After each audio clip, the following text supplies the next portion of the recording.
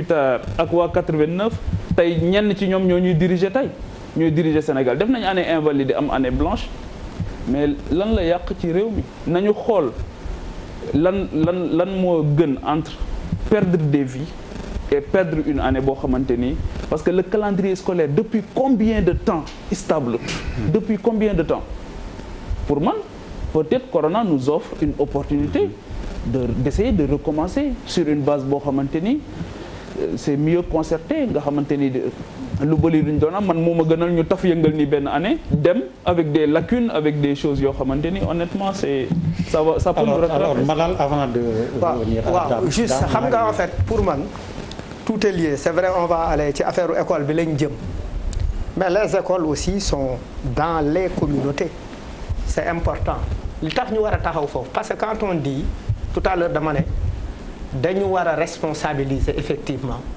les leaders locaux responsabiliser les maires li tax ma wax affaire boobu parce que ñoom la waa koñ bi xam boo buggee régler loolu préfet de Guédiawaye les problèmes communautaires de Guédiawaye mënu ko régler parce que Balla Gaye moo ko gën a jege waa Guédiawaye récemment li xew jàmm gën qu'est-ce qui s'est passé oto bi ñëw ñu jàpp ay sapeurs pompiers dóor leen qu'est-ce qui se passe dans la toj oto bi qu'est-ce qui se passe dans la tête des populations on dit on enterre quelqu'un ci benn cimetière ñu ne duñ ko fi suul dafay wàllu waa gox bi corona il faut que nit ñi taxaw sur ces questions-là ces questions-là buñ ci taxawul le problème communautaire ne peut pas être réglé parce que il y a un réel problème ça se passe là-bas les gens se rassemblent les gens mangent ensemble les gens ñu ngi ci terrain yi di football ñu ngi def lu leen neex parce que pourquoi Balla Gaye buy bëri ji waa koñ bi yëpp takk drapeau Balla Gaye ay rafet yére supporte Balla Gaye waa bëgg caayen waa ba jaaxle supporte Balla Gaye pourquoi mënuñu wut effectivement mënuñu réinventer ces soutiens-là adapter ko à la pandémie créer des ambassadeurs communautaires il faut qu'on ait des ambassadeurs dans les communautés Bouba Ndour mi c'est quelqu'un de très représentatif à la Médina comme ni ko Youssou Ndour nekkee comme ni ko keneen ak keneen nekkee il faut que les gens qu'on voit les gens sur le terrain responsabiliser xam nga bu ñu taxawee rek ne wéy na nit affaire yi kenn waru ci xaar ku ci nekk da nga ci war a jouer sa wàll mais naka nga ciy jouer sa wàll est-ce que ñi ñu war a intégrer ci dispositif bi pour ñu bokk ci parce que quand même si les gens refusent qu'on enterre des morts dans les cimetières si les gens frappent des sapeurs-pompiers si les gens s'attaquent à des policiers c'est parce que il y a un problème psychologique il faut étudier il faut revenir il faut que ñu am ay psychologues il faut que ñu am ay sociologues dans le dispositif ba pare responsabiliser leen parce que le problème dafa dépasser problème médecine dafa intégrer yeneen aspect pour man dimension yooyu noonu tant que rek la wuñ ko tant que parce que bu koor gi amee qu'est-ce qui mobilise les jeunes à ce que ñu créer ay ëxlu café di joxe café cette dimension solidaire là de solidarité là amul woon ci koor gi ren parce que pourquoi on n'a pas réfléchi à comment effectivement dem seeti boo yooyu doon def loolu def leen des ambassadeurs dans la lutte contre la pandémie foofu laay waxee parce que nit ñi aussi dañ leen a war a jox seen cër tey boo demee sëñ Aïdara Mbacké kilifa la biir Guédiawaye par exemple très suivi par des jeunes nit ñi gëm ko bu waxee nii la bu waxee gars yi takk leen masque ñu takk masque boo demee Dominique Goudiaby bu waxee gars yi takk leen masque ñu takk masque il faut que ñu sax ñu créer une compétition. non mais nawetaan. tu n'es pas d'accord?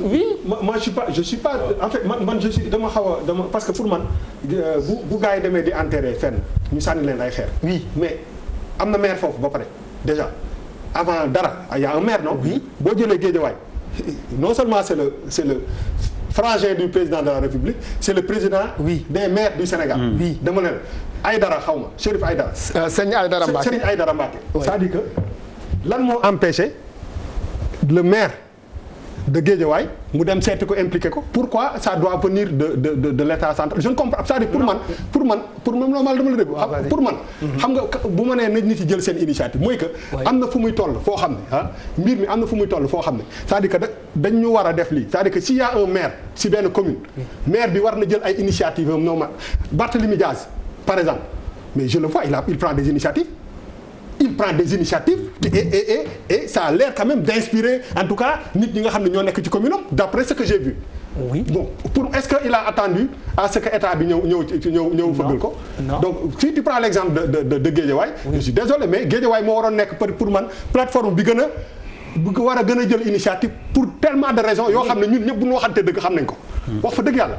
parce que kii nekk président maire u Sénégal yi moom bu fekkee ni il ne donne pas le bon exemple. pour que ñi nekk ci commune bi nekk ay force yoo xam ne dañuy leen war a utiliser wul leen. yeneen maires yi nekk ci ginnaaw. oui mais l'adhésion rapidement non dama la bëgg a wax ni effectivement le regard des populations récemment sur la personne de Barthélémy Diaz et sur la personne de Aliou Sall c'est très différent l'adhésion nit ñi adhésion bi ñu am en termes de sympathie et de soutien parce que Aliou Sall récemment il y a eu beaucoup d'histoires sur lesquelles sénégalais yi topp nañ ko ci mere ko ci donc c'est pas facile qu'il mobilise derrière lui ou que les gens adhèrent à son discours c'est très différent c'est très très différent aspect boobu c'est des aspects très importants à prendre en compte mais dafa am li nga xamante ne yenn questions yi dama ne buñ ci tollee dañu war a rompre avec un certain classicisme oui monsieur le gouverneur dina ñëw nañu xaar préfet wax wala nangam ak nangam parce que aussi loolu li muy créer ça crée une sorte de désadhésion des populations dans la lutte contre la pandémie am na fooy dem am na yeneen koñ yooy dem nit ñi soxlawuñ sax que le maire intervienne parce que boo demee yenn koñ yi les gens ils ont besoin d'une certaine reconnaissance et d'un certain regard et ak une certaine visibilité pour que les autres quartiers puissent mutualiser les bonnes actions yi nga xamante ne mu ngi xew fenn fi ñu ko yóbbu feneen. Yakham Mbaye après ñu dem ci ouverture des classes. Je pense que il faut beaucoup relativiser. Je pense au niveau des communes il y a énormément de maires qui font un travail remarquable te defuñu communiquer wuñ ci. am na ñu bare ay maires yoo xam ne ñi ngi def un travail remarquable soo demee Padois mais kooku am na lu muy def l'association des maires du Sénégal mais am na initiative yu bari yu mu def récolter xaalis bu bare jàppale mais bon peut-être Samba dina def benn initiative jox ko benn ampleur ak communication paate def lu raw li Samba def te du ko wax mais je pense que am na au niveau de beaucoup de communes yu ma xam man personnellement parce que bon nous sommes des gens de terrain aussi am na ñuy def ay efforts yu énormes je suis pas d'accord ak l'opposition qu'il peut y avoir entre diw ak diw Aliou Sall Barthélémy non je pense que c'est tous des enfants de la banlieue des enfants comme Barthélémy booy li ñuy booy Cap Skirring ils ont le même tempérament ou les mêmes initiatives yu ñu mën a mais je ne pense pas que c'est le cas de. c'est le pas apprécié de la même façon. non attends ma wax la c'est moo tax gis nga il faut qu'on relativise énormément daf may permettre sax ma rebondir ci benn affaire boo relater sànq di wax l'affaire de la presse je pense que Sénégal il faut que ñu jàng wala ñu delluwaat ci li ñu jàngoon rafet njort et puis bàyyi waxu ñaajo par exemple quand moi j'entends c'est ahurissant on parle de Aliou Sow pour dire que bon peut-être c'est une maladie qu'il a inventée pour s'attirer la sympathie mais c'est ignoble à la limite. Oui c'est dit. Barkaati démb man Aliou Sall chaque jour on fait le point ñi ngi wax téléphone barkaati démb sa fièvre était quand même sérieuse. Hier ça a fait un virement de presque 180 degrés mu am jàmm amatul feebar léegi bi may laata ñëw ci émission bi wax nañu. mi ngi sant yàlla.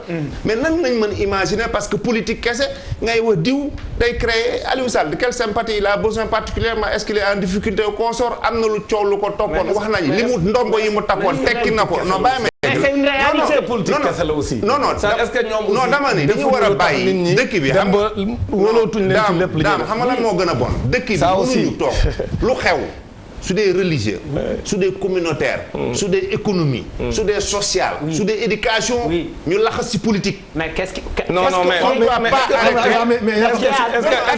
mais la politique ñoo ko jëkkee exactement. non mais qui est responsable oui question importante Voilà, qui est responsable mais c'est nous Sénégalais qui sommes mais avant tout politicien. ñi am nañ ci solo de parce que non attends nous Sénégalais nit ñi moo su ma nee nit ñi Sénégalais mais mooy nit ñi mënuñu lu am rek ñu xool ko sous un prisme ou sous un angle politique en tout cas Sénégalais et puis comme li may wax man dama xam bon je suis journaliste depuis un quart de siècle depuis 25 ans damay suivre réseaux sociaux yu consort mais li mu wax man loolu c'est ça qui me choque et ça qui me fait peur jikko yi dafa yàqu c'est-à-dire léegi dëkk bi rafet njort amatul ñaaw njort rek. mais toute chose ñaaw njort mais relâchement bi relâchement bi. est-ce que aussi relâchement quand on parle de relâchement moi je ne quand on parle de relâchement yàlla aussi relâchement bi. quand on parle parce que baal ma joxe benn exemple. xool leen xew France xool leen xew France. di dem di distribuer ay 300 euros ay moodu ñu taxaw ci mbedd bi ba ñëpp di reetaan sénégalais yi. xool ma yooyu alors que pays yi jàppale seen i ressortissants yëpp dañoo ñëw def seen i transfert def lu simple c'est-à-dire ñu nekk foofu di xoolal di ñàkkal fayda sénégalais yi man may seetaan image bi dama la ñun déglu li ma gën xoolal ñun sénégalais ñooy def attendez ñooy def zoom sur ay défauts xamoo congolais wala tchadien ya wala ñeneen lu ñu def est-ce que jàppale nañ leen sax. ba rang di am mais tout ne ensuite le terme là mais c'est les sénégalais yi les sénégalais yi rang foofu c'est pas des moodu mais c'est des sénégalais. pourquoi stigmatiser ay moodu mais c'est des et ku rang ku dem taxaw di rang pour 300 euros buuba. dafa fekk nga soxla ko. mais soo ko soxlawul doo faral. mais bu ñu demee ba koy jox koo xam ne waru ko am nag. parce que actuellement. kan moo mën a xam ki ko war a am ak ki ko warul am. mais may ma ñëw. kan moo ko mën a am bu ñu demee ba nga xam ni. ñoom ils disent que à Bruxelles. jabaru ambassadeur bi ñu koy jox 300 euros yi waru ko am ba ñuy def. d'abord du ambassadeur. d'abord précision. d'abord du ambassadeur. d'abord non jabaru ambassadeur. d'abord mais il travaille au consulat en tout cas de. non loolu mais daam xam nga li ñu war a bàyyi. mais daam ne réduis pas à jabaru ambassadeur bi c'est pas la même chose. oui c'est pas la même chose. mooy ñaaw njort. non mais du ñaaw njort Sénégalais aussi bu ñu demee ba découragé c'est parce que gis nañ leen doon. attends waajol d'abord du ambassadeur. il est politique te soxlawul loolu déjà def na benn démenti léegi ni moom xoolal jegewul jabaram jegewul c'est-à-dire yàq der bu facile boobu. mais waajooju que je connais personnellement. mi ngi ñaari kër fii immeuble R plus consort lan lay doy ay 300. mais ñaari c'est-à-dire mais c'est tout est politique. yaa xam parce qu'on cible rek parce que il est de la paix. mais cible on attaque sosol ko yaa xam waaw. en tout cas ñoom responsable sooy gis nga li may wax loolu responsable nga sooy relay ay propos day fekk li ngay relay mu leer daam yaa xam yëpp s'il vous plaît daam s'il vous plaît daam protestation lañ def daam s'il te plaît actuellement yéen mais xam nga yéen war ambassadeur may ma rek non daam yaa xam s'il vous plaît faut une travail donc loolu la donc avance voilà s'il vous plaît yéen ñaan ñëpp la waaw léegi ñu avance boog sur Bouba s'il te plaît parce que bon waaw mais yow da nga ne woon ñu dugg ci njàng waaw dañ doon dugg ci njàng mi yaa ci njëkk génn aywa boog daam yaa njëkk génn ci njàng bi je ne pense pas que en tout cas ci thème yi mu amoon Aliou Sall ci biir mais pour man ñaari affaire dafa am nit ñi aussi les gens sont libres oui am seen ay pensées maintenant je ne pense pas que kenn yéene nit feebar wax fa dëgg yàlla mais affaire yi aussi ci contexte soo ko tegee des fois les gens ni ñuy interpréter affaire yi pour man bàyyil leen ko nit am na droit gëm wala ñàkk gëm xam nga man Aliou Sall gëm naan dafa feebar yàlla na ko yàlla may tan mais Samba Ndiaye mi nga xam ne ci biir feebar bi yokk na ci leneen parce que y a eu un antécédent qu'on le lui quand même concède quoi pour man il faut pas ñu doon xam nga que nit ñi ñu bàyyi leen ñu kii maintenant li perception wu nit yi peut-être que am na lu ko indi mais beneen bi mooy man daam man xàmmewu ma ko sax parce que xaw ma syndicaliste mooy wax xaw ma politicien. ah bon ah mais d'accord merci. léegi ñu dem ñu dugg bokk ci syndicat bi. Bouba. waaw daal kii mooy def waaw donc moo tax comme jox na parole baal ñu commencé ci syndicat bi. du man maay joxe parole kaay ñu dem ci syndicat bi waaw. s'il te plaît voilà depuis sànq maa ngi leen ciy invité. aywa déjà ni ñu convoyé enseignants yi pour ñu dellu ci classe yi doy na waar ragal naa ni ñu ñibbi ñu nekk di leen stigmatiser. eh bien bon voilà quoi ne seen convoyage bi désorganisation ak affaire bi mu ci am mais surtout reprise bi ñu jàpp le 2 incha allah mardi bi ñu dëgmal est-ce que ci wàllu njàng bi doy na ñu ne août ñu dem ci examen ci classe d'examen yi pour sauver année bi wax bi yëpp pour man fa la nekk. est-ce que année bi jërëjëf waaw posé nga question bi ëpp doole waaw dëgg la mais damay taxaw rek seetlu. ci li nga xam ne moo am ci li Sénégalais yëpp gis. mooy ni Sénégalais yi gisee jàngalekat yi. ñu dajale leen pour yóbbuwaat leen ca gox yéen yi liggéeyee. image bi je crois que circulé na choqué Sénégalais yëpp mais jàngalekat yi la gën a choqué donc mënuma cee bañ a taxaw parce que jàngalekat yëpp boo duggee ci groupe WhatsApp bu syndicat yëpp ci loolu la ñuy wax. liñ ko jàppee nag ñoom jàngalekat yi mooy suufeel leen parce que y avait d'autres solutions yoo xam si buñ ci waxtaanoon ak jàngalekat yi mu mën a nekk. parce que comme ni ñu koy waxee même mënoon nañoo organiser nit ñi dans plusieurs sites à Dakar dugal ci même ñeneen ñu dul Dakar Dem Dikk parce que comme Dakar Dem Dikk mayewul donc c'est un marché de transport donc mënoon nañ ko defee nu gën a rafet. mais ñu dajale leen ci espace bu ndaw parce que rond-point Liberté 5 rëy na lool mais dañ koo xaaj ci digg bi benn partie bi nekk presque un marché.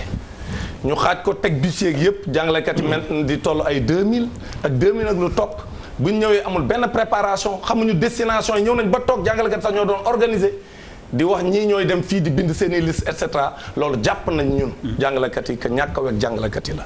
beneen bi mooy bi ñu déparé jëm Mbour jëm Thiès nga xam ne ñoom ñooy région yu njëkk a def ak Diourbel nga xam ne bu ñu nee région de Thiès la ak région de Diourbel la ñuy ñëw di wàcce jàngalekat yi dans les capitales régionales.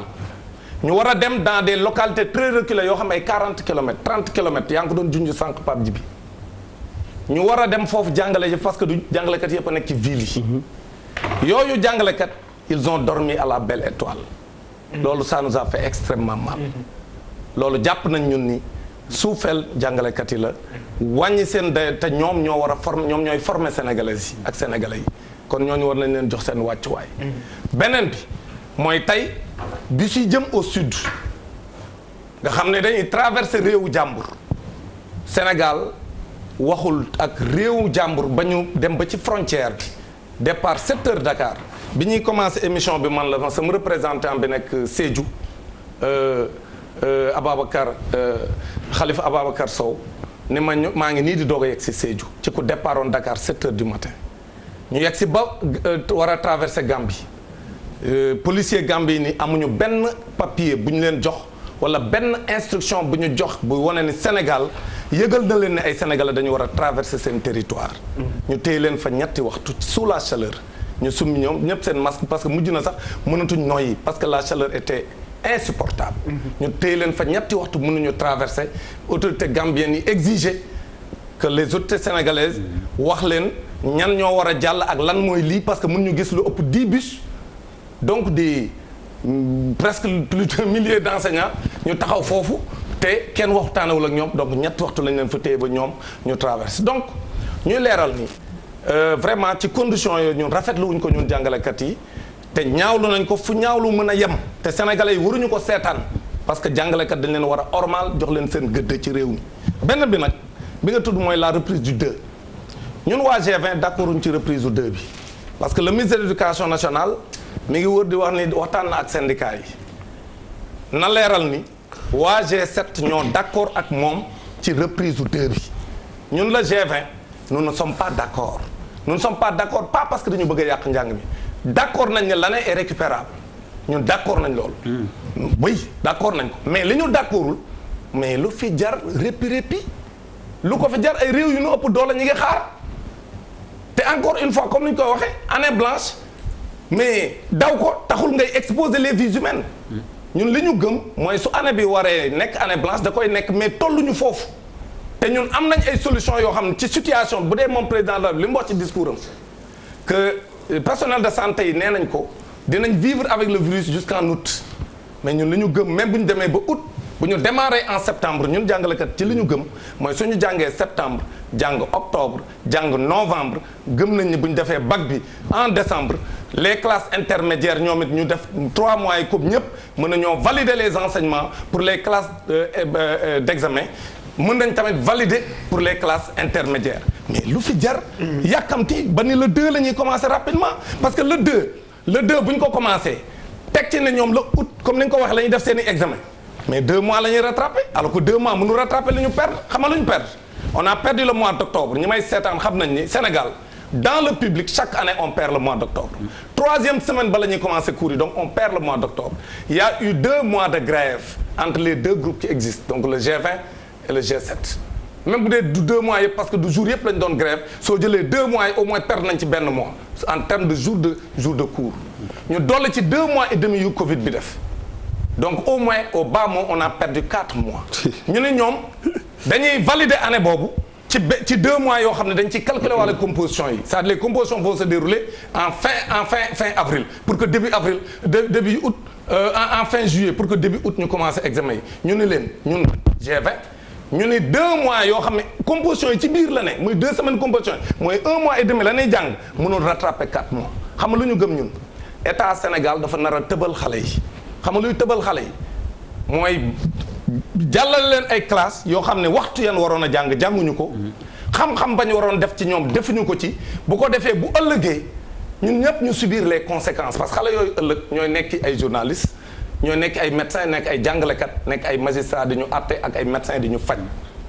donc mënuñu accepter ñuy jël ay décisions yoo xam c'est catastrophique pour notre pays c'est pourquoi nous ne sommes pas d'accord te tamit dañuy exposer les vies humaines parce que enseignants yi tiit nañ jàngalekat yi ndongo yi tiit nañ waajuru ndongo yi tiit nañ gis ngeen les gouvernements scolaires ils ont dit que ñoom jàngiwuñ te tey def nañ déclaration ñoom gouvernement scolaire yi parents d'élèves itam ñu ci bëri ñu ngi naan damay téye sama doom ba xam lu ma doy may doog a yóbbu sama doom enseignants yi imposé nañ leen ñu dem mais seen xel dalul te jàng dafa laaj sérénité c'est-à-dire l'environnement bi mu laaj ci classe dafa laaj mu am sérénité dal maanaam wóolonte xale yi wóolu maître yi wóolu leen professeurs yi dal seen xel dal maintenant bu fekkee tiit moo fa am ci classe bi sérénité amul ku nekk di daw sa morom foofu jàng mënu fa donc ñun d'accorduñ ci li état bi war a def ñun G20 ñu ngi koy leeral ci kanamu Sénégal yëpp ëllëg nag lu mën a am comme niñ ko waxee nañ jël seen responsabilité fi may daanele mooy ñu ngi def ay réduction horaire yu graaw philosophie 8 heures de cours la ñu war a jàng selon les programmes pour ñu mën a matal déjà wax naa leen ne temps bi nar a jàng matul parce que 2 juin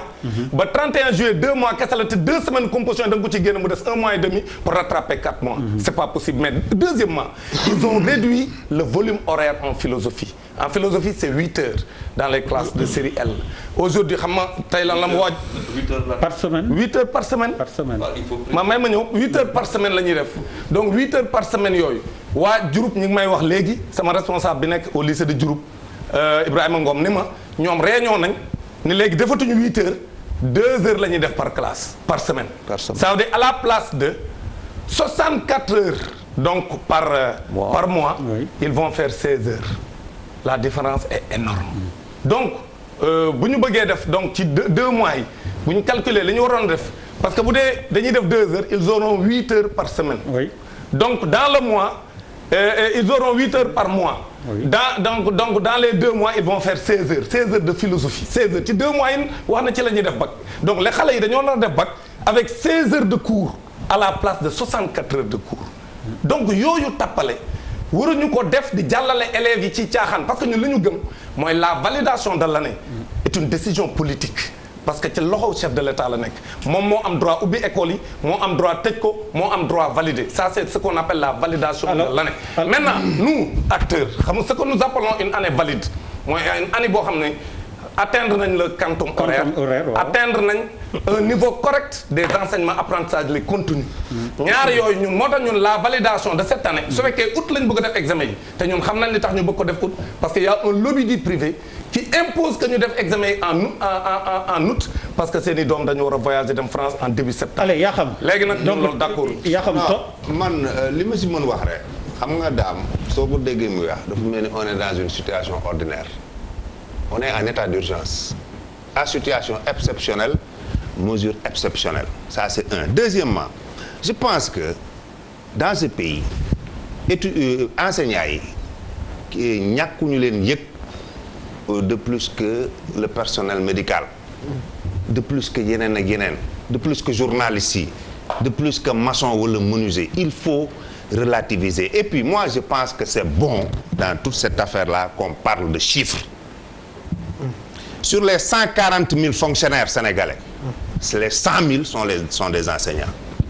Ce mouvement-là ne concerne que 19 000 enseignants. Sur 100 000, 19 000. Le ministre dit 19 000. Non, attends. 19 000 au départ. On s'est retrouvé effectivement avec 16 000. Et dame, les meilleurs ni souba, n'en ko vérifier. Sur les 16 000. Le ministre a dit 19 000.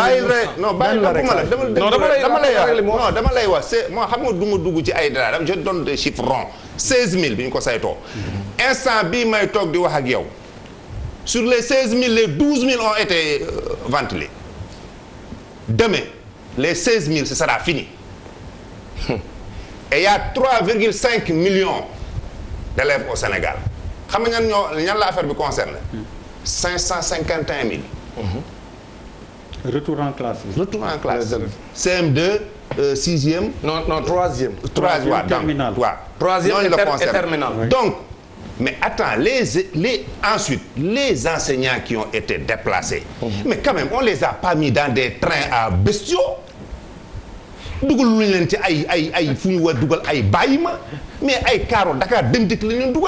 c'est plus la désorganisation. Non, mais il faut qu'il y ait. On est en situation de crise, on est en état d'urgence.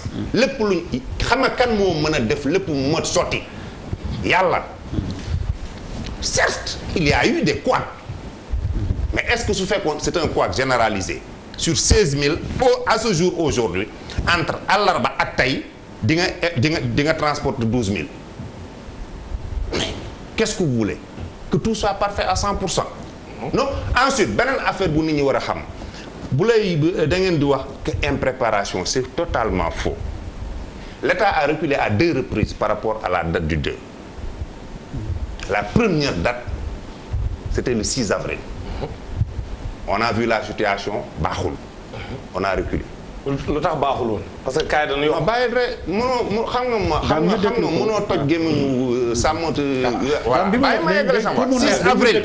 parce qu'il faut que nous fassions une affaire. Malheureusement, si on fait un conseil présidentiel sur le coronavirus, le président de la République dafa toog ak kàngam yëpp yi nga xam ne ñoo am lu ñu mën a wax ci mbir mi muy laajte bul fàttali président de la République day laajte président de la République am na ay kuréelam am na conseil national de sécurité am na le personnel médical day laajte mu puusaat affaire bi ñu dem 4 mai ñu saytu mbir mi xam ne baaxul ñu reculer waat ñëw le 2 juin mais daam les syndicats ne sont pas l'État. Quand vous dites d'accord, oui, vous êtes libre, on est en démocratie, ne soyez pas d'accord. Mais l'État a un chef, l'État est organisé. L'État peut prendre avis de l'Ingendouar, mais n'est pas obligé de vous suivre. Et puis quand vous parlez de année blanche, mais yo, dans l'histoire politique du Sénégal, mais fi année blanche, vous faites, quand vous avez dit, l'État m'a donné. Ay grève yenn enseignants ay grève yi indi fii ay année blanche consort ngeen bëgg a toog fii di wax ni année blanche yàggal ngeen dama ne enseignant il faut pas non bàyyi ma yeggal dama ne la année blanche enseignant andu non déglu l'année blanche de 1988 non année blanche benn yoon la fi nañu démocratique déglu ma yeggal mais du enseignant ñoo doon grève wax nga 10 minutes continue wax nga 10 minutes daguma la man sama mais mën nga la bàyyi ngay wax loo xam ne la aussi non da ngeen di wax soo leen di wax da ngeen di bàyyi pëndal rek wax dans les général doo donner des chiffres li ma la wax fi c'est des chiffres l'État la tëbul yeewu rek fakastalu ren ni le 2 juin diñ ko def avril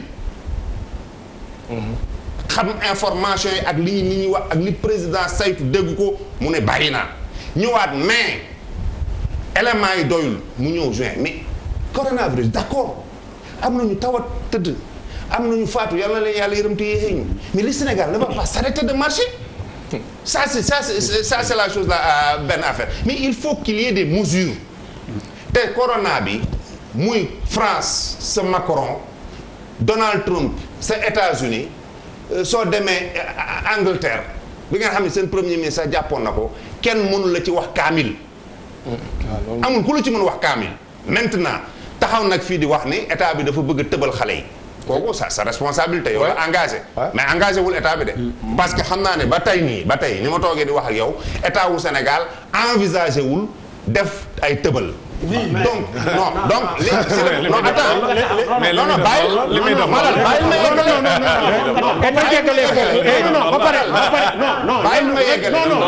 non bàyyil ma yeggale une seconde may leen ko une seconde on reprend on est su fees une seconde lu tax nga ni état bi tëbalul ndaw démocratie daa wax na fi 10 minutes non mais ñun tam dañu bëgg a wax non mais man tam bàyyi leen ma wax amoo fi 10 minutes donc dama ne la waxuma liy xew suba de wala gannaaw suba wala gannaawaat suba xaw ma ko mais li ma mën wax mooy ba tey daam loolu mu wax moom la engagé mooy tëbal bi moom la engagé mais engagé wul état du Sénégal même si s'il vous plaît yéen am nga daam su fekkee dafa waroon taxaw fii tey ni état du Sénégal xoolal convoiement enseignants yi xam nga li ma d'accord même dans l'adversité da ngay fair play mënoon naa d'accord mu ni convoiement étudiants yi am na ay couac yoo xam ne am na lu ñu metti mais sur 16000 12000 dem nañu. ok allez Malal. non xam nga les chroniqueurs maintenant non man fi ma bëgg a taxaw. waaw mooy boo nee état bi waxul tëbal. waaw xëy na waxu ko nit ñi dégg. c'est le sous-entendu. ban sous-entendu bi mooy lan. mooy ñu ne léegi pour ñeneen ñi dinañ jéem a def des cours à la télé.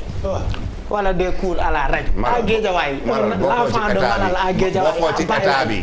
précisément quartier Matar Fall non déglu rek. précisément. quartier Matar Fall Baye Laye Wakhinane Nimza. nga ne. doomu Malal bii def CM1. na ko télé bi jox cours yaayam wuti na lu njaboot gi dunde il ne peut pas surveiller l'enfant. Il a une télé qui grince. une télé boo xamante ne antenne bi sax baaxul. parce que taw bi waaj a ñëw da koy yàq. est-ce que am na télé.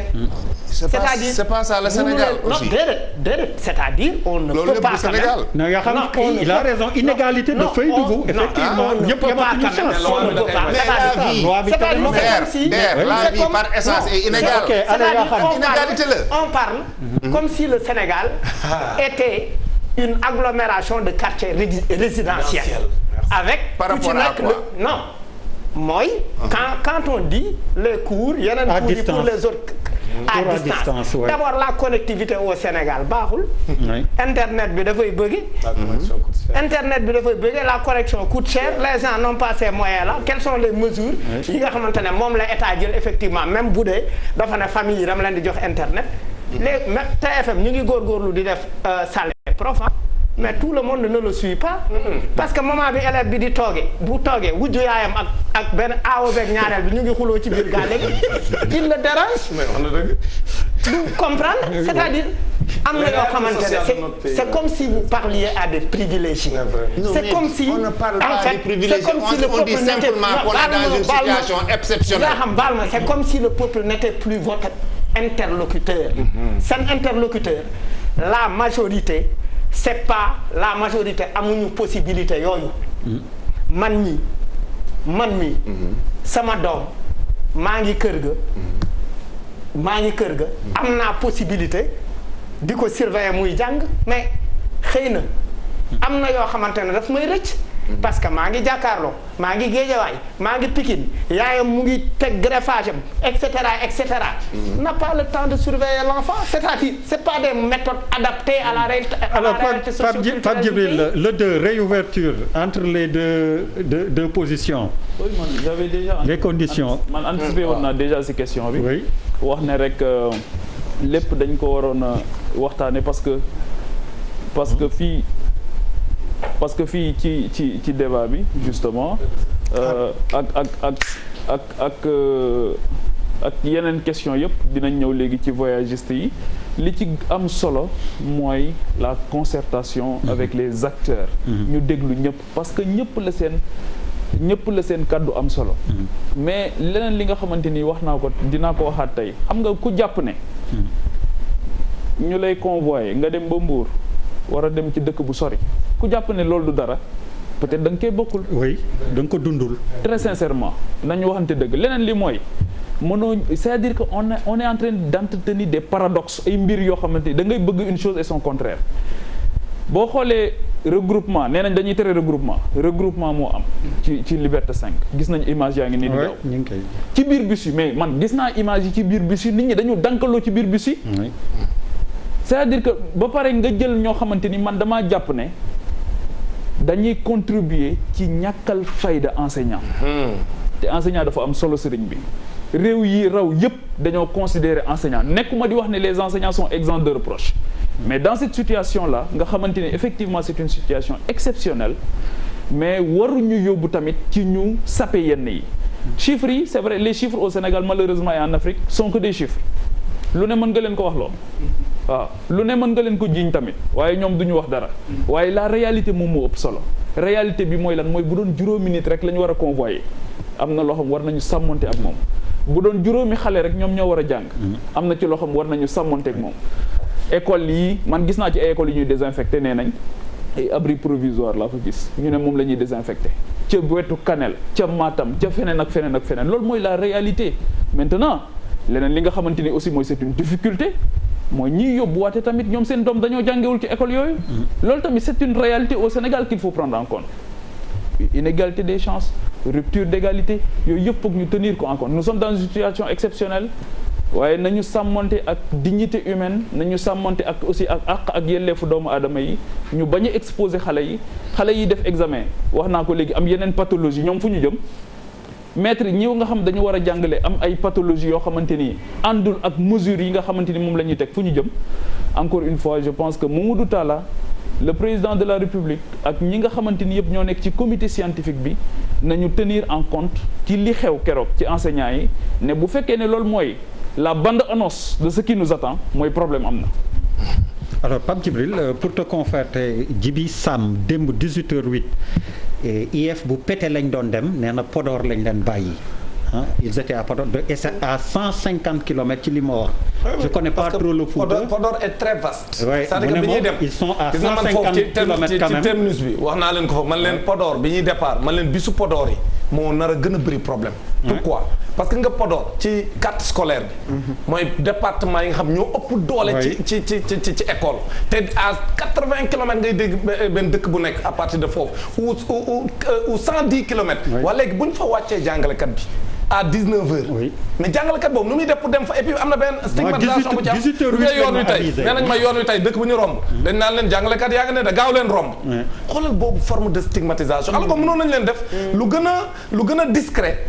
mënoon nañ leen yóbbu ci lu gën a discret. loo xam ne du am benn problème te nit ñi am nañ ci ay solution te nanguñ ko def. ok moo lay wan ne ñoom leen intéressé rek mooy suufeel njàng mi suufeel jàngalekat yi. Bouba à toi. bon j'avoue que c'est très difficile de débattre avec quelqu'un qui n'est pas ci antenne bi sérieusement parce que am na ay interpellations yoo xam ne il faut ñu def ko man su ma ko mënee lépp. Charles allez dellu si.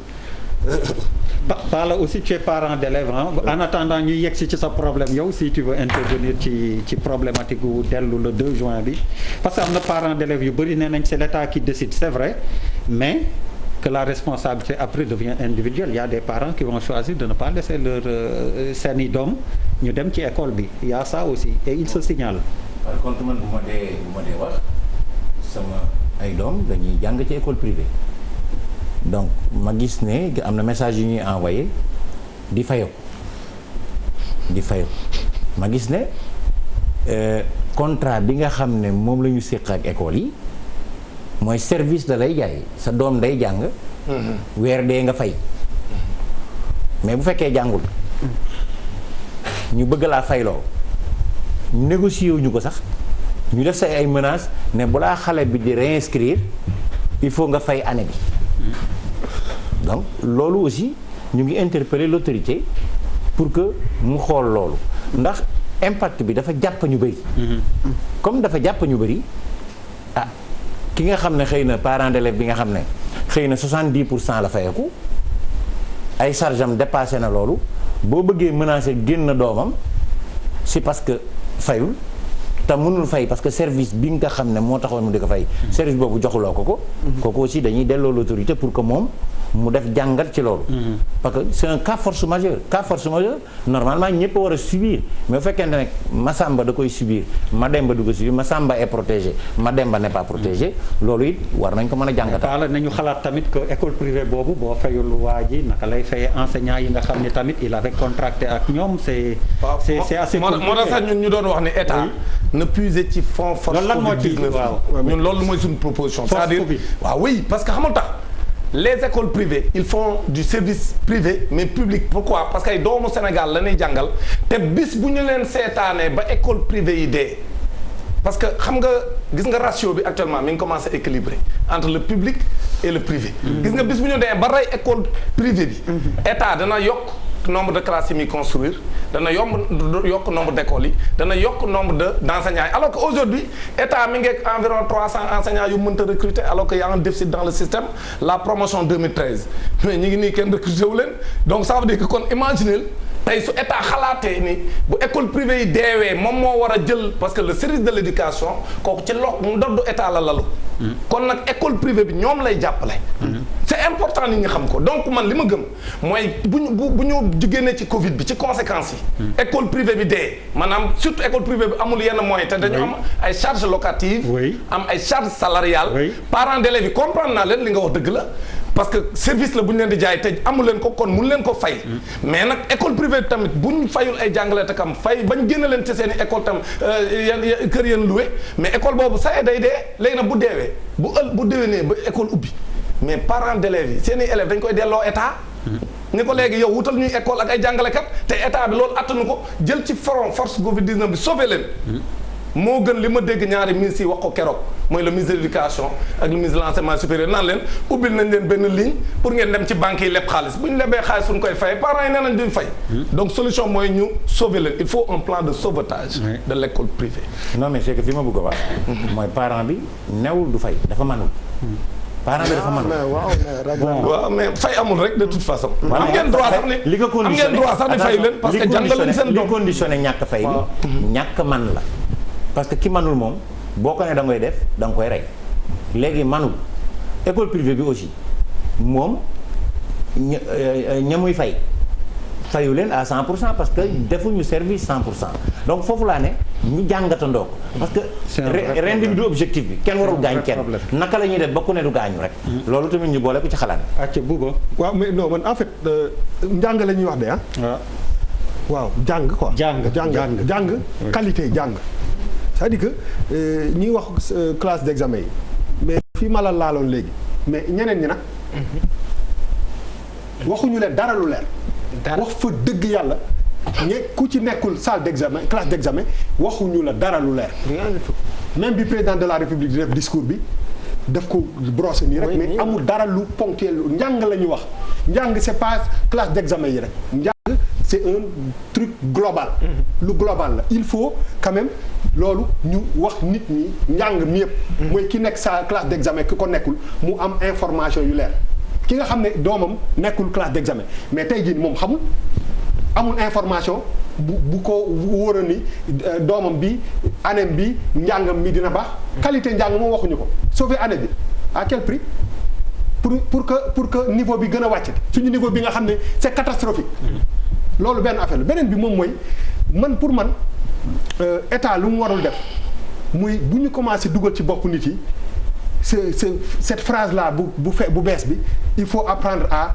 vivre avec le virus mais c'est catastrophique de dire ça moi je trouve que c'est catastrophique pourquoi je le dis tey jii nii am na ay transporteurs yu bëri yu càng seen liggéey yàqu ñu daan yor ay kii xam nga dëkk yu mag yi lan moo leen ubbi Amérique xam nga lan moo ko ubbi Fatou Diori mi ngi koy wax sànq di laajte pourquoi ak France c'est pas parce que dañu bëgg a ubbi mais ils sont obligés ubbi pour que seen économie nu mu amee doole noonu la fragile te il faut ngeen comprendre benn affaire ubbi yooyu ñu ubbi ils sont en train de prendre des risques yoo xam ne xamuñu fu mu leen di ëbbi mun na leen yóbbu feneen fu gën a raw fi ñu nekk ba fu ñu passé ils sont obligés ubbi est-ce que obligé nañu ubbi école bi est-ce que vraiment tey jii ni bu ñu ubbee école bi day tax suñu économie avancé est-ce que amul yeneen secteur yu téye dëkk bi. merci yoo xam ne moom dañu war a gën a concentrer. pour par exemple oui.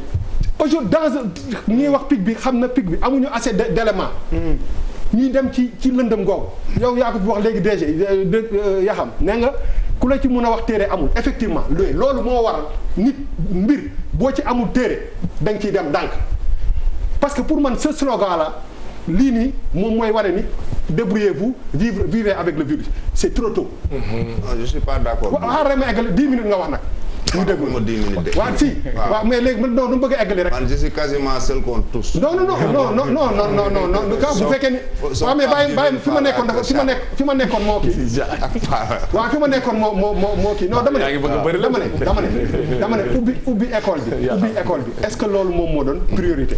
mais moo tax mais non du ma nangu nga dagg ma parce que bi ngay wax dagg non déedéet dama yàq sama après nga bi ngay wax dañ laa déglu nag ba nga déroulé. d'accord waaw am na yeneen invité yi sax dañ leen doon kii bàyyi nañ la nga kii bàyyi ñu déroulé. non dama ne est-ce que ubbiwaat école bi. waaw vraiment moo doon priorité bi parce que wax fa dëgg yàlla ci qualité bi maîtriser wu leen ko ci fi ñuy nekk pour jàngale maîtriser wu leen ko parce que dafa am leneen lu ci xew psychologiquement fan ngeen di yóbbu foofu nit bii dem di jàngale mais pour nga mën a jàngale il faut nga nekk à l'aise il faut sa xel dal xale bi ngay jàngal il faut xelam dal yéen convoqué wu leen loolu yëpp nga xam ne waxuma je ne parle pas du transport mais choc. dam lay may am na ku ma bind enseignant léegi bi mu ñibbee village bi mu nekk ba ca néeg ba mu newoon dañ ko génne. stigmatisation non waaw loolu benn affaire la beneen non question pour dire que c'est non l'autre question que j'ai envie de poser. nee nga 16000 lañu on parle de 16000 personnes ci moment bi est-ce que 16000 yooyu testé ngeen leen. vous envoyez 16000 Sénégalais ci tey jii nii partout au Sénégal alors que les régions yëpp tëj nañ leen ngeen yónni 16000 gros gaillards qui ne sont pas testés dans tous les villages. benn département rek lañ testé dama la benn département damay doon benn département rek lañ testé. waaw mais xaaral man damay def ay questions lay poser dama ne 16000 nit yooyu ñu yónnee ci jamono ji est-ce que xam nga ni mënoo yónnee ci jamono ji 16000 personnes. te amoo ci 200 wala 300 personnes boo mettu ci positif. bu ñu waxee rek te yàlla tax. wax fa dëgg yàlla 16000 mënoo ko def am 0 positif c'est impossible. c'est impossible aujourd'hui est-ce que dem classe d'examen yooyu moom mooy priorité bi est-ce que loolu waru leen woon jël jamono ji parce que dans les 3 ou 4 mois qui vont arriver là am na duñ ci wax téere de mais am na yu bëri yoo xam ne ci coronavirus bi dina ci feeñ yoo xam ne dina leen permettre ngeen préparer beneen année jël année bi pour déjà protéger les parents et les enfants jël énergie boobu ngeen di def pour dimbale les transporteurs ñu mën a survivre pour que suñu économie bi si vous parlez de vivre avec le virus dem leen ci secteurs yi nga xam ne c'est des secteurs hyper touchés ngeen jéem a seet ay stratégies yoo leen xam ne gars yi ñooñu dinañ mën a di joxe dépense seen kër yi mais l'école je ne vois pas pertinence ngeen privilégié ko au détriment de d'autres secteurs yoo xam ne ces gens-là sont en train de souffrir énormément. le secteur informel. C'est-à-dire que xale yi pourquoi cette précipitation ba pare maîtriser wu leen mooy que ñi dem examen ñi demul examen yéen a xam loolu ngeen leen wax parce que amul dara lu leer loo xam ne mën nga ci teg sa loxo wax fa dëgg yàlla ne xamu ñun ñii booy li ma la doon wax ñun ay privilégiés la ñu ñun suñu doom yi ci école yu kii la ñu jàng yu baax yi ñuy faye mais sénégalais lambda bi waxuloo ko dara lu leer man mi sama doom bu dee nekkul classe d'examen mais je le regarde je dis mais attends sama doom bi na mu niilee woon daaw lu ko raw la gën a niile non nañu waxante dëgg quoi il faut que ngeen jox ñu assez d'information pour que nit ñi ne wax fa dëgg yàlla lii ngeen ñu wax dal na suñu xel mais dara léegi danaa la jox assez d'information comme na nga interpellé Bouba comme ni ma ko waxee sànq l'état du Sénégal est un état organisé ça c'est un deuxièmement le président Macky Sall est une personne méthodique tëbuñu rek yeewu rek jël décision wax naa at fii ay ñaari date 6 avril 4 mai annulé ñu ñëw 2 juin mais Bouba yow doo état man du ma état mais man maa la si tane parce que man maa ngi ci biir. bu baax sax man maa la si tane maa ngi ci biir. donc am na lu ma xam. mais lu ma dégg bu ma doon. non déggu ma bàyyi rek am na lu ma xam. waaw ci li ma xam loolu ci laa génnee fii ay chiffres parce que ñaa ngi dëgër mais kisam signé damay def na dama koy sànni xeer mais sànni ma ko mais yéen seen dernier communiqué bi ma fi mujj gis lan ngeen wax. vous avez appelé au retour des élèves dans les classes dernièrement. lan mën naa tontu ci loolu. non bàyyil ma après nga tontu. xam nga dama ne la xam nga bàyyil ma dafa ne non dafa ne télétravail bàyyil ma yeggale. da nga sànni xeer affaire jàng à distance. appeler le gouvernement l'état du Sénégal à ce que mu décrète le retour des élèves. loolu yow xam nga c'est plus extrême que élèves yi nga xam ni en classe d'examen lan moo fi xew entre seen communiqué boobu ak tey. yaa xam li nga wax loolu lañ def non communiqué bi mi ngi fii. non communiqué bi déglu ma communiqué bi. yaa xam li nga wax waaw bàyyil waaw déglu ma de mais daam. mais après je crois que di nga ma may. donc li nga wax mais ensuite il faut ñu xam. état mais état dafa am nu muy doxee am nu muy organiser nu muy kii su décision yi ñuy jël mais dama ne kenn tëbul yeewu sa la rek faka salu daanu jël ay décision si on a pris la décision pour que les 551 000 élèves yi nekk ci classe d'examen reprendre le 2 juin mais sur la base de considération technique de faits yu wuur buuba da nga ni sur 16 000 nu mu tuddati enseignant minimum 200 positifs mais si quelle base nga ko wékk. dama ne la. normalement war na ko dama wàññi léegi déglu ma non attends am na ay machine à calculer. ma yokk wala ma bañ a. non bàyyi ma yeggale. non xam nga li ngeen di wax nii xam nga yéen 1600 xam nga le seul problème. le seul problème vous êtes dans l'extrapolation. non fan nga jëlee ni 1600 y a 1600 positifs. fi jamono toll ci taux de positivité bi la ko. ban taux de positivité on est 16 millions de Sénégalais. non si on pas Yakham quand même si on prend la base nationale à peu près bi ñuy joxe le taux. amul loolu lu on sera à plus de 200 def xoolal mënoo ni y a 3000 positifs au Sénégal sur 16 millions. on est d'accord donc si y a 16 000 personnes qu'on déplace y a. ce n'est pas automatique. non dama ne am xoolal amul benn quota amul benn prorata xaw ma lan lu ñu mën appliquer ci xam nga lan moo am solo. Il y a 16 000 enseignants sénégalais qui sont concernés l'État su jëlul woon ay matukaay organisé wul entre mercredi jeudi vendredi du ñu ventiler 12 000 personnes suba mu jeex. du jeex. day jeex. daam demain je peux démontrer ça. non mënoo ko démontrer parce que yaa ngi nii yow 12 000 personnes 12 000 enseignants yi wax mais pourquoi relever woo ko. pourquoi relever woo ko. ensuite li ma wax sànq daam li ma wax xoolal seen communiqué xoolal li ma wax nii position ambivalente c'est-à-dire li ma la wax mi ngi nii seen communiqué xoolal le secrétaire général national du CUSEMS authentique a balayé d'un revers de main la proposition faite par le ministre de l'Éducation nationale dans le but de valider l'année scolaire 2019-2020 en quoi Dame Diop il est impossible de pratiquer l'apprentissage en ligne pour les élèves de notre pays où l'électricité n'est pas présente dans toutes les zones rurales. Dame Diop de proposer à la place le retour dans les salles. C'est pas Dame Diop. Kooku juum la Dame Mbodj de proposer le retour de tous les élèves en classe yow yaa ko proposé. de tous les non dama c'est pas vrai. non mais attends. non lii rek li ma proposé. attends yaa ngi tous les élèves. au contraire proposer les élèves en classe. avec une certaine organisation. non attends tëbuma. en classe d'examen. non tëbuma parce que lii ma communiqué. non il faut être non je suis désolé mais. waaw mais kii nii contre les règles d'examen bi ça change tout. non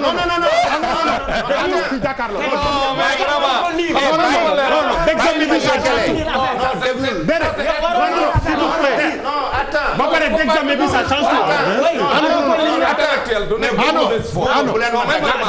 d'examen bi ça change tout. yaa xam ani communiqué bi.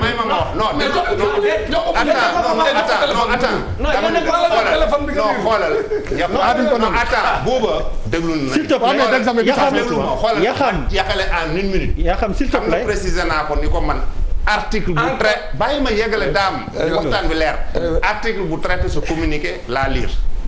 weddi boobu donc pas le communiqué. pas le communiqué liruma communiqué. ça change. ça c'est un. deuxièmement li important du article bi ñu traité ak examen mais dama ni yow bërki démb yaa d'accordoon pour ñi nekk.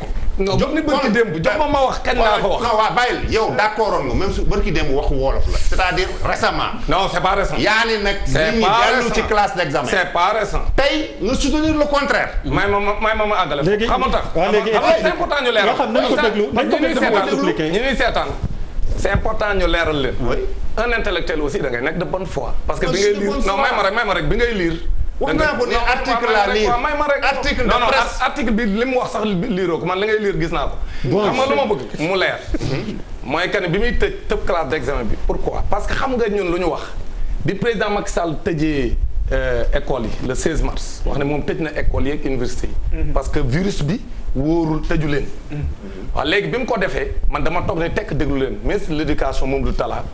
après bi ministre éducation bu France defee conférence de presse am comme ñoom ne ko sama benn xarit di waxee fu France xiine taw Sénégal léegi ñoom ñu ni France nee na validé na année ñoom aussi validé nañ seen année non may ma rek ma jël leeral léegi bi ñu nee validé nañ seen année ma ni naa leen déglu lu ñu nar a proposé ñu ni ñoom dañuy photocopier cours yi yónnee ko xale yi sànq ju ñu ko yow buuba ñu ni buñ paree ci loolu dañuy jàng ci benn canal bu ñu tuddee canal éducation TNT ñu jaar la ko TNT ñu ni buñ paree ci loolu dañuy jàng par internet à partir des ressources numériques du ministère mais ma ne ñii xamuñu Sénégal man ci laa waxee ne ministre bi xëy na daa yàgg France ndeysaan ay ñoom mante la jolé gi mais wax dëgg yàlla Sénégal Azer may ma Azer non may ma rek ma ñëw Azer ne 42,3% may ma rek non may ma wax damay daaneel 40 non may ma rek ma ñëw moo tax xam nga tamit soo defee nii sooy wax damay wax danga may dagg man polémique rek laa jàng polémique moom mënoo ma si man mën naa polémique ak yow mais dama ne la yaa d'accord woon classe d'examen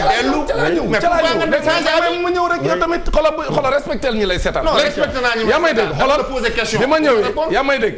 ma dégg ni kon ñoom danoo nar a jàng dans un dispositif d'enseignement à distance. ma ni ñii xamuñu Sénégal. parce que Azer nee na 42,3% rek dans les zones rurales ñoo am accès à l'électricité yooyu ñu wax yëpp à part photocopie bi mais boo photocopier ay cours yónnee ko ay xale yoo xam seen yaay jànguñu seen papa jànguñu maître ba leen jàngal nekku fa ku leen koy expliquer surtout que zone yi amul courant mooy zone yi nga xam ay école élémentaire lañ. ak ay CM ku leen koy expliquer. ma ne loolu waxu caaxaan la. ci la loolu tax la presse ni Dame Mbodj bale d'un revers de main la proposition de Mamadou Talla ma teg ci nag. booba comme ni ma waxee toujours ca début ba mooy bi ñuy doog a tëj école yi nga xam ni amaguñ ay cas yu bari. amaguñ ay décès. 9 régions n'avaient pas enregistré de cas. ma ne buñ bëggee comme ñoom nee nañ dañuy valider seen année te liñ proposé doyuma. ma ne man li ma d'accord mooy. comme d'accord nañ dañuy valider année bi te la validation de l'année c'est une décision politique. wax naa ko sànq. ma ne kon nag léegi li fi des. mooy ñu sauver les classes d'examen. à l'époque. ma ne boobaa dañ koy commencer tout de suite mais on n'attend pas parce que on n'a pas encore beaucoup de cas on confine les régions yi nga xam ñoo am problème boobu c'était Dakar et Diourbel. C'était pour ne pas dire Touba. 21 avril. Même rek voilà c'est le 21 je proposais je proposais même rek non j'ai fait la proposition le 11. yaa may dégg certains journaux l'ont publié ñoom le 12 et le 13 il y a 6 journaux qui l'ont proposé mais je proposais qu'on démarre le 21 avril. léegi nag ñu toog non mais lu may tax ma changé mooy boobaa nee naa la amul ay décès. amuñu ay cas yu bëri 9 régions n'avaient pas de cas loolu boobu à l'époque moo gënoon parce que bu ñu ko defoon boobu ministre de l'éducation bu ñu ko jotee daf ne oui je prends acte mais am naa ku ma gis ku nekk ministre de l'éducation dañuy Dame Mbodj il combat notre dispositif apprendre à la maison d'accord uñ ak moom loolu duñ ko def mais booba bu ñu ko defoon bu heure bii la ñuy tëj moo tax may wax ne président Macky Sall néewuma la compte ma ci te man na ma ko tuddee woon mooy la reprise en 2 temps la reprise en 2 temps mooy les classes d'examen d'abord bi ngay bañ a tudd ba noppi bu ñu paree ñu ñëw ci classe intermédiaire yi bu ñu demee ba situation bi jaxasoo ñu tëjaat école yi mais moom fa mu waroon a tijjee fa la tëjee fa mu waroon a tëjee mu tijji loolu lañ d'accord ñun parce que bu doon booba lañ ko defoon muy 1 mois et demi ci ginnaaw bu heure bii jotee bañ ne léegi ñu ngi am 40 morts ñëpp tiit nañ buñ tëjee école yi day jaadu mais ñun nag léegi timing bi le timing est important dans les décisions moo tax loolu la leeral non pour te rassurer encore est-ce que moté wu ma sa communiqué article de presse bu ñu tiré sa communiqué laa lire ko bind na examen waaw non neewul rek les classes daf ne les classes d'examen mais xam nga l'important c'était quoi dama ni ko mais avril bi ngay wax loolu ak léegi parce que cas yi bokkul li fi xew mooy à l'époque on n'avait pas encore enregistré de décès yónnee naa leen communiqué bi à l'époque yónnee naa leen communiqué bi yéen ñaar ñëpp voilà c'est bien classe d'examen qui classe d'examen la proposé mais léegi ba ma koy proposé loolu ba ma koy proposé boobu li tax ñu wax ñun mooy dañ doon bañ sacrifier les élèves yi nga xam ni ñoom amuñu internet seen kër amuñu wifi te ñoo gën a bëri yaa may dégg man ñii fi ñu jëm mooy dañoo nar a forcer valider année bi ma ne nag gars yi nañ jéem a sauver doomu baadoolo yi parce que ñoo amuñu wifi seen kër amuñu télé ñu ci bëri amuñu courant te Azer nee naa laa la jox ay chiffres am donc ma ne kon ñooñu bu ñu leen sauver wul xam nga gars yi lu ñu nar a def forcé organiser seen i examen ñi nga xam ne doomu borom barke yi la ñoom seen i jàng pare na comme ni ko gars yi di waxee parce que ñoom seen i école commencé nañ bu yàgg grève wuñ 2 mois amuñu benn problème ñoom Covid bi rek moo leen impacté te ñoom même ci période bi ñu ngi doon jàng à distance parce que am nañ ay moyens. Maintenant les autres n'avaient pas ces possibilités. mais léegi les enseignants yi ñuy déployer pour ñu dem ci zone yooyu enseignants parce que décision le timing est important dans la décision. léegi te ñun sunu ministère nous sommes désolés et d'ailleurs les enseignants yi may seetaan ñu ngi koy wax nous ne sommes pas fiers de notre ministre. waaw mais parce que wax dëgg yàlla ci décision mais les enseignants yi ñuy déplacé les enseignants yi ñuy mouvementé ñu dem. mais fi ñuy dem di ñuy jàngal élèves yi wala à distance dañuy jàngal élèves yi. non. bu ñu demee da nga may déglu ma expliquer moo tax ma dama la laaj. aujourd'hui yaa may dégg. ñun nee naa la d'accord ci contexte bi ñu nekk. parce que décision le timing est importante. Le timing est important. Donc décision booy mënti jël. le timing daf ci am importance te le président Macky Sall. moom décision yi muy jël yëpp ñun dañu gis ne yaa am prendre de timing. ñu néewuñu li mu def nii bon na. mais fam ko waroon a defee. moo wees. actuellement dañoo nekk ci situation boo xam ni cas yi dañu flambé ñoom ñoo ko joxe seeni chiffres la. ñoo ne les cas communautaires augmentent à l'époque ñun bi ñu def suñu proposition bi amuñu woon des cas dans la banlieue et cetera et cetera c'est ça le problème. mais Dame est-ce que mën nga admettre mën nga jox benn concession l'État ak le chef de l'État que am na prérogative war a am na ay considération ak ay jàngat bu mu mën am pour wékkandu si pour jël décision. loolu dëgg c'est comme bi ñu nee 13 étudiants wàññi nañ dellu si ñëpp yuuxu ñi commencé def ay téléthon ñu kenn koy le président Macky Sall seul qu'on tous décidé du ma ko def finalement diñ ko tàccu mais aujourd'hui li mu def mais Dame mais apprécier dans un mois. apprécier dans 2 mois. oui. mais luñ comprendre mais jamono tollul foofu li nga bëgg dafa yomb trop c'est-à-dire président dani première date bi 6 avril la mu ñëw 6 avril ni situation bi may ko parce que cas yi danoo yokk ñu dem 4 avril mu ne léegi pousse na ko ba 4 mai bi mu ko poussé ba 4 mai ñu ñëw 4 mai mu gis ni cas yi yokkaat na mu ni man doyatu na ba tey waxuma la ci li mu wékku pour repousser bu ma wax loolu ma waxul may ma rek waxuma ko ci leneen lan la dama ni la ci lan la wékku kon ci lan la non déglu ma dama la 6 avril waaw président am na information yu mu wékku ba pousse ko 4 mai ba pousse ko mais waxuma la ni cas dafa yokku waaw mais léegi ñun dañoo jàpp ni dama am na loo xam ne dañoo jàpp ni may ma rek ma daaneel foofu ñun dañoo jàpp ni boo nee 6 mai 6 avril dem ba 6 avril gis ni mënoo koo démarrer ndaxte situation bi dafa gën a yokk gën a graaw ñun loolu lañ jàpp parce que nag affaire bi non suñu appréciation ñu dem 4 mai ñu dem 4 mai ñu dem 4 mai xam nga lan moo difficile situation bi gën a jaxasoo même moo daam xam nga lan moo difficile mënuñu nekk ñun ñii ñëpp ci plateau bi ngeen jël émission bi teg ko foofu waaw mais teg ñu ko fii nag ah non il faut yaa ngi wax donc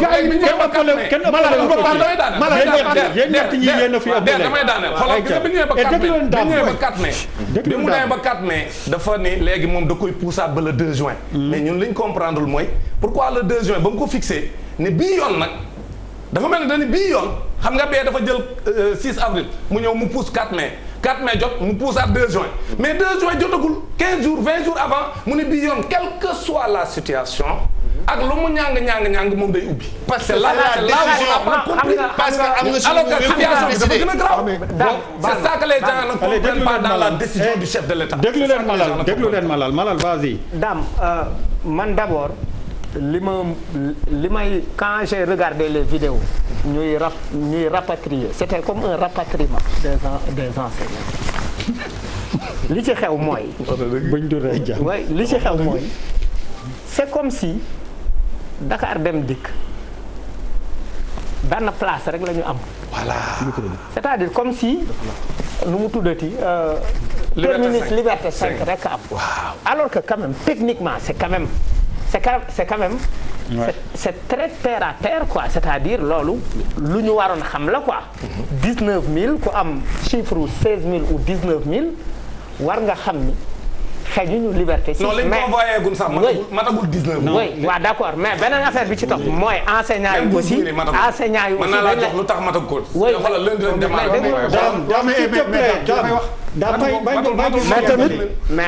mais enseignants yi également. mais enseignants yi également dañ leen ne ñëw leen ñu indaale seen yaay indaale seen papa. non kenn andiwul yaay. non ne indi nañ seen i jabar. waaw mais sa jabar moom moo lay toggal boo demee di booy jàng. je veux dire non il faut être sérieux Malal. Malal il faut être sérieux boo yóbbul sa jabar loo yóbbu. non mais soo yóbbul sa jabar ak say doom boo demee looy lekk ku lay toggal. il faut être sérieux. daam wuyul daam wuyul man xam nga lan la pour man wax bi suñ ko tënkee si li xew Liberté 5 mooy que on passe complètement à côté. c'est pas du wax bi du foofu. wax bi du dañ leen dajale yu sax am na lu fa am loolu pour man looloo gën a tuuti ci mbir mi du lool mbir mi mooy que est-ce que lii ñuy def nii war na dal na xelu nit yi wala déet mais pas moom ay dugg Dakar dem dëkk ak affaire yi lañ fay dund qualité njàng ma ak est-ce que war nañ perdre décision bi lu baax la pour Sénégalais pour man foofu la ñu war a dem. waaw et puis ñi ngi ñu fàtte mooy li ma la wax plus de 3 millions yi su ma juumul yaa xam mais ñi nekk classe intermédiaire yi c'est quoi leur sort on ne parle pas de. léegi ñoom ils disent que ñooñu da leen defal ay photocopie wax naa la ko sànq nee na ñooñu ay photocopie la leen defal ak jàngal leen ci canal éducation parce que même fii yéen seen télé bi ma ci waxee ñu bëri dañoo def damay man waxuma pour yàq dama ni la continuité pédagogique bi Mamadou Talla wax ni moom la bëgg lim teg mënu ko andi au contraire c'est une discontinuité pédagogique xam nga tax dama la jox benn exemple gis nga entre l'élève surtout l'élève de l'élémentaire et son maître dafa am un rapport presque idyllique gis nga damay nettali benn anecdote moom am na keroog ku ma ko nettali ma ne ko dafa am benn xale boo xam ne CM2 lay def papaam nekk professeur d'université yaa ngi may dégg maître bi koy jàngal moom xale bi dafa jàpp ni maître boobu rek moo am xam-xam yaa may dégg non c'est important xale dafa defa ni moom maître am rek surtout xale bu ndaw mooy maître élève élémentaire dafa jàpp ni maître am rek moo am xam-xam prof papa ji nekk prof d'université buuba léegi papa ji toog mu jàggal laaj ko kayam mu won ko mu xool kaye bi ne ko mu ñëw mu ne ko yow lii dafa am faute ni ngeen ko bindee baaxul phrase bi mu ne ko papa sunu maître nii la ko bindee de te papaam prof université la fii ci université Dakar jàngal na maître am. oui yaa may dégg papaam jàngal na maître am fii ci université Dakar ba mu maître am jóge fa def concours dem jàngale est-ce que dégg nga ma la xale bi ne ko papa ñun sunu maître nii la ko bindee ba papa ji prof université bi ne ko yow nee naa la fii am na faute mu ne ko papa delloo ma sama kaye ndaxte yow amoo xam-xam. xam nga loolu jàpp mooy papaam bu gënee ay ci monde beet moom maître CM2 ki koy jàngal mais kooku la ki koy jàngal la gëm donc def boo tegee ci télé boo xam ne ba ñuy tëj ba président de la république di tëj école yi samedi la ko tëj te def nañ cours vendredi mu tëj ko samedi ni lundi bu kenn dox ci école yi alors que ñun bu ñu laajoon dañ naan ko lundi ak mardi bàyyil école yi ubbi ci sérénité ñu waajal suñuy élèves wax leen bu ngeen demee nii ngeen di def mais nag ba mu koy tëj dani bu kenn dem ci école yi léegi nag kon élève ba dafa am rupture brutale bu mu am ak maître am léegi nag ñu toog ba ci yàgg rek ñu gis ci télé kuy jàngale koo xam ne xamul classe bu nekk fan la maître ba yemoon léegi day perturber xale bi parce que gi nga xale pour mu am continuité pédagogique di nga am na xale yoo xam bañ ko seetaanee premier cours yi parce que comme gars yi xamuñu fa classe yi yem da ngay gis école boo xam sax yemuñu fu ñu yem. bàyyi suñu yaa ma dégg non dama lay wax ak télé bu ko mën a def ak télé bu ko mën a def man li ma gëm mooy loolu sukkandikuwul ci dara loo xam ne science de l'éducation moo ko teg c'est-à-dire def lu la neex la mais ñun gëm nañ ni jeexital ba muy am bu dee nag élèves yu mag yi loolu am benn problème bu dee élève terminal tàmm nañ loolu mais élèves élémentaires yi loolu télé yi doon daf leen di perturber parce que ñun loolu lañ gëm. merci Dame Pape Djibril man li ma bëgg a wax rek mooy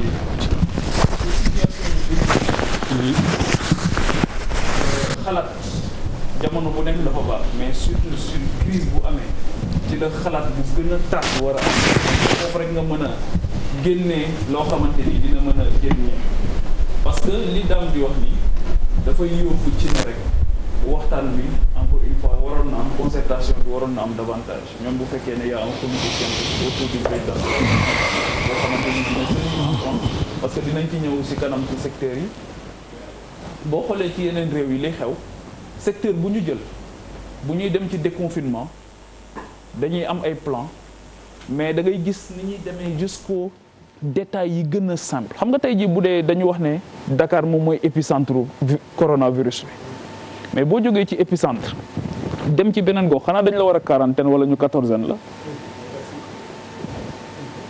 quel est le sort qui sera tey virus baa ngi fépp ci Ndakaaru da ngay xëy même ci quartier populaire yi dañ lay génneel ne la fii am na quartier populaire yi avec une densité extraordinaire les enseignants qui quittent Dakar aujourd'hui waxuma li xew fii de ci Liberté 5 nga xamante ni c'est incroyable dans ce contexte là mais ñu yóbbu leen buñ demee dañuy dem rejoindre les classes le 2 wala ndax dañuy xaar 14 jours wala déet ak buñ demee fu ñu leen di def ndax dañuy rejoindre ay famille wala déet mais stigmatisation moo gën a graaw est-ce que école yi ñuy jëm désinfecté nañ ko est-ce que am na dispositif bi gel lave-mains boo jëlee région Matam par exemple 1800 enseignants ñoom ñoo koy rejoindre 1800 enseignants mais ci 1800 yooyu noonu ban sort lañ leen di lan mooy seen sort suñu eggee ak le stigmatisation bi nga xamante ni mën na ci topp ak xëy na sax rapport parce que jàngale aussi honnêtement rapport de confiance la on fait pas nekk defuñu catastrophisme wala rien du tout waaye damay poser question man ne ku jóge ci épicentre virus bi soo demee feneen ban traitement lañ la war a réserver wala ndax dañ la war a intégrer waat comme koo xamante ni jógewul ci barab boo xamante ni dafa am virus bi. allez réponse. benn exemple. oui vas-y daal. jàngalekat yi tey à part yeneen zone yi bi ñu yegsee Bignona dañ leen a yóbbu ci benn centre matoon nañ à peu près 4 ou 5 bis d'après ce qu'on m'a dit ñu yóbbu leen teg leen ci centre bi ne dañ leen di tester loolu lañ leen wax ne bala ngeen a dugg seen i kër danañ leen tester yéen jàngalekat yi mais boo jëlee beneen gox am na jàngalekat yoo xam ni dem nañ ci ay villages. amee noonu dama lay dog 16000 personnes. bu ñu waree testé. en 16 jours boo test yi ministère de la santé. may ma rek ma ñëw ci laa jëm booba loolu laa lay wax c'est-à-dire que loolu man pour man dañ ko def de façon populiste rek mais mënuñu ko def donc jàngalekat yooyu ñu ngi leen fa téye ba bi ñuy commencé émission bi ñu ngi ne ma ñoo ngi nii taxaw mun ñu yegg à Bignona mun ñu yegg suñu kër parce que leen dañ ñuy testé yaa may dégg beneen bi ci dispositif bu am problème mooy que ni am na CM boo xam ne léegi dañ ma jox information CM Joal 3 ñu ne ma IEF bi dafay ñëw gaare otom pour école boo xam ni am na 150 élèves am na 24 profs ak seen administration mu joxe fa 2 thermoflash joxe fa ñaari gel hydroalcoolique joxe fa benn madar bu 1000 francs joxe fa 192 masques. c'est grave. daal di dem yoonam ni leen loolu lañ am ça veut dire quoi que li ñu waxoon ni ñoom gouvernement bi que élève bu nekk dina am 3 masques de couleurs différentes ñooñu mënuñu ko am parce que ñoom 192 yéen leen jox sax buñ ko distribuer matul te IEF ba taal na otom dem yoonam pour wan la ni affaire bi li ñuy wax dañuy respecter ay protocole de santé bi ñu leen wax mooy li waa santé wax de ñoom nee nañ ma suñu respecté structure en zigzag bi nga xam si moom lañ leen wax ci table banc yi benn élève bu ci nekk toog fenn ba ñu si def zigzag bi ñu ne loolu suñ ko defee mënuñu dugal ci classe bu nekk lu ëpp 10 élèves donc ça veut dire que dañuy disposer table yi en violation du protocole bi nga xam ne moom la leen ministère de la santé jox pour ni ñu war a disposer salle yi donc pour te dire que gis nga affaire bi on est le 2 juin. non ñoom commencé nañ koy defar non ñu koy defar mais day wax day affiché kii day wax de manière péremptoire. Bouba day wax de manière péremptoire. il reste 3 jours moom laa lay wax non mais comprendre xala xam nga yaa naa li mu wax. non comprendre xala ku lay dégg dafa mais may ma leeral ko non yaa xam il faut jàmp na de yaa xam non mais doo xaar ba le 2 on est en état d'urgence. mais doo xaar ba le 2 table banc yi école yi ñu ngi koy ranger ñu ngi koy disposer de man la mënuñu respecter le protocole xam nga am na ñu may dégg sama yenn camarades syndicalistes yi naan bu ñu respecter le protocole bi nga moom la waa santé wax mais mënuñu ko respecter ñun ñëpp on le sait parce que je viens de vous donner un exemple et y a énormément y a beaucoup d'écoles qui m'ont dit que ba suñu joon yàlla tey andi la gun ñu benn dispositif boo xam ne lu leer la loo xam mën nañ cee basé wu pour mën a commencer am na dara daal pour man loo xam ne am parce que quel que soit état wala keneen ñun tam ci réew mi lañ bokk ci réew mi lañ dëkk feek nit ñi xam ni muy demee c'est-à-dire que lu dal xel dafay dal xel mais wax nañ ko fi il y a 2 semaines kenn mënu fi am benn bâton magique tey jii nii. dóor ko affaire yi nekk en place affaire yi nekkul en place te mënul nekk en place. il y a 1 mois bi fi délégué bi ñëwee fii bu ministère bi jàkkaarloog ñun moi maa ngi koy fàttaliku je lui ai dit la même chose Sénégal lañ nekk xam nañ fee surtout fi réew mi toll. c'est-à-dire que il faut pas faire rêver les gens. dem ci plateau télé bi naan on va prendre ces dispositions là dispositions yooyu logiquement c'est pas possible le 2 c'est aujourd'hui. mais pourquoi c'est pas possible. non parce que mënu nekk amu leen moyens yi. yow xam nga état non billaahi li ngeen wax noonu. d'abord daam mi ngi wax fi affaire du 10. il y a 20 élèves par classe. du 10 d'abord il faut qu'on arrête. non dégloo de waxuma la lool de. dama ne la 20 élèves te li ñuy dispositions yi état bi wax xam nga man lan laa d'accord ñu toog ba le 2. non ba le 3. ñu toog ba le 3 juin le 4 juin le 5 juin état bi li mu wax ak li ñu appliqué di yàlla ak yàlli. non est-ce que yaa ngi rappelé wu. bi Macron ñëwee fii xaw ma kan moo fi ñëwoon ànd ak Macky Sall. ñu dem école Yoff. Yarax xaw ma Yoff. ñoom Macron jàpp ni élèves yi par benn table ñoo benn. parce que dañ ko présenté classe boo am 28 élèves moo fa nekk. loolu lañ ko présenté bañ ko jox la réalité. élève bi wax dëgg gi. élève bi aussi danañ ko tey rek parce que c'est-à-dire mooy xam nga lu tax. L'inspecteur d'académie moom rapport yi muy yónnee état rafetal ko rek la yor. Il n'a pas la réalité de la classe. La réalité de la classe c'est le directeur d'école et le maître et l'enseignant ñooñu ñoo ko xam.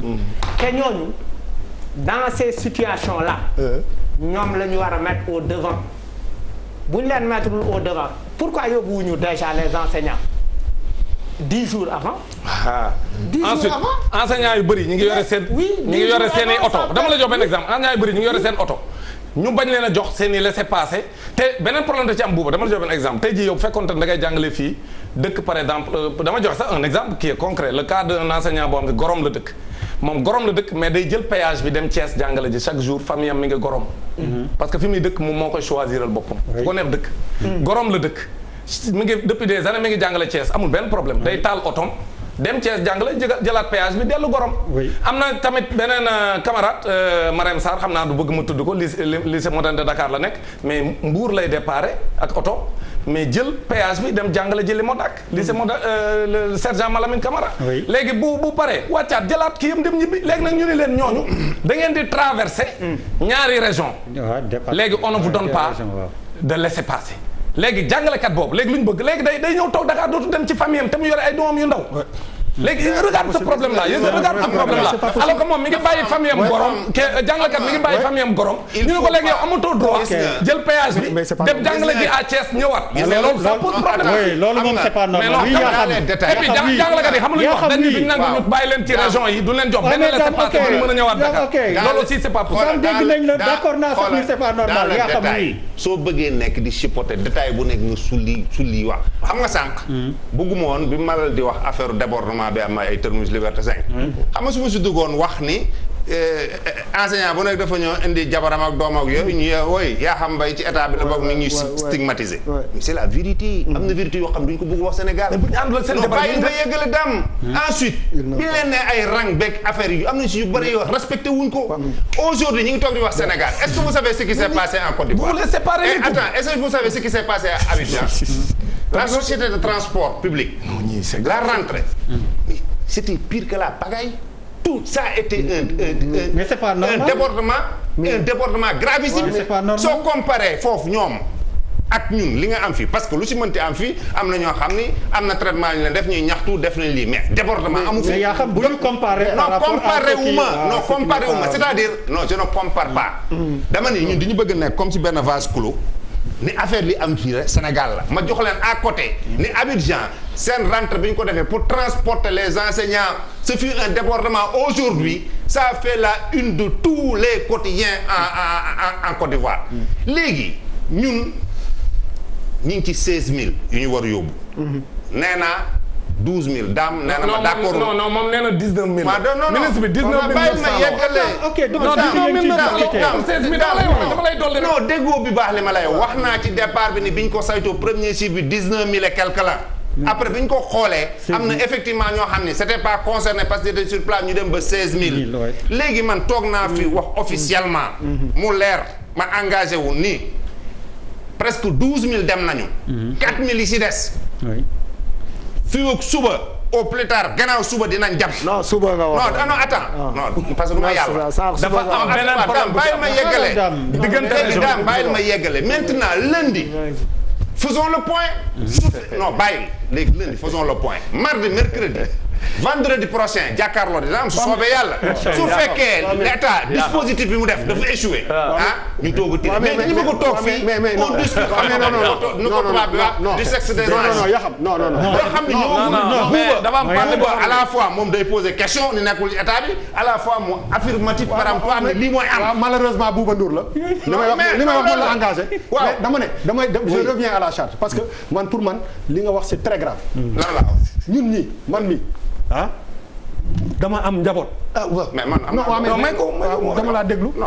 dama bu may dem liggéey. muy yow ak keneen ku ci am sa jabar un enseignant joxuñu ko benn maîtrise ne ko demal guerre yi. dafa dem mu defi liggéeyam. am na loo xam ne dafa bokk ci nekkinu nit. on ne peut pas banaliser. mais bàyyi ma eggali. dama ko bañ a xam munoo wax mais loolu wax ko rek c'est grave. pourquoi mais enseignant munoo ko séparer. mais est-ce que seen transport est-ce que seen transport non dama ne est-ce que transport bi dañ ñëwoon avec les familles. le fait que ministre bi xalaat ne jàngalekat le ministre bi xalaat ne jàngalekat war na mun a dem ci lieu de service am te yóbbaale bu jabar loolu rek c'est extrêmement grave. Dame s'il te plaît du ngeen may mu yeggali après ñu continuer. dama ne aujourd'hui rapidement publicité gi xaar man waxante dëgg. enseignant nit la comme ñëpp. vraiment waxuma ko. waaw mais bàyyi ma eggali. non bu damay bañ ñu yow damay stigmatisé wu ma dama wax la lu am. li nga wax te njëkkuma ko fi wax si li nga wax rek laa tontu dama ne. kan moo ko fi njëkk a wax man maa ko fi njëkk a wax. nit bu ñu ne. kan moo ko njëkk a wax waaw ci plateau bi nga ko waxee. ah kan moo ko njëkk a wax fii malal entre malal kan moo ko fi wax. bu ko malal waxee non mais bàyyi rek ma eggali. dama ne nit bi di dem liggéey xoolal nga wuyu ma nga yónni ko ca àll ba. su mu waay waaw da ngeen di jël des fois nekk ci place nit ñi. nit ki il a besoin de sa famille. il a xaaral rek. xaaral de sa femme. nga précipité ko ci période boo xam ne dafa am pandémie déglu ma rek. bu am ni nga ne ko da ngay dem jàngale ji. mais normalement avant ngeen di envoyer nit yi war ngeen xool seen situation familiale nu mu nekk nit ki ñun ñii ñëpp loo dul nangu ñu teg la ko bu ko teg sa morom. su mu waay c'est pas demal jàngale ji mooy que demal ca àll ba fële tu boo wàccee. da nga soxla nekk ak sa jabar. da nga soxla bien comme ni ngay bien wee keneen di bien da nga soxla gis sa famille qu'on se dise la vérité. aujourd'hui loolu boo leen ko intégré wul moo ne convoqué wu leen psychologiquement nit ñi comment ils doivent vivre. les gens il faut les respecter. te pour nga respecter nit mënoo ko priver de sa famille. naan oui parce que ils sont venus avec leur femme. mais man bu ma doon yóbbu te loolu dafa bokk. c'est un paquet yow ñaata yoon la ñuy affecté nit mu dem ba jël fonction consort njabootam c'est pas la même chose. La comparaison n'est pas bonne. C'est-à-dire que nii non même wax la li tax xam nga yi ngay wax ay détails la parce que dans le fond amu leen non détail les enseignants vivent avec leurs femmes. allez nga bëgg séparer xam nga li ma wax jàngalekat yi ak seen i jabar. Dame Bouba yéen ñëpp publicité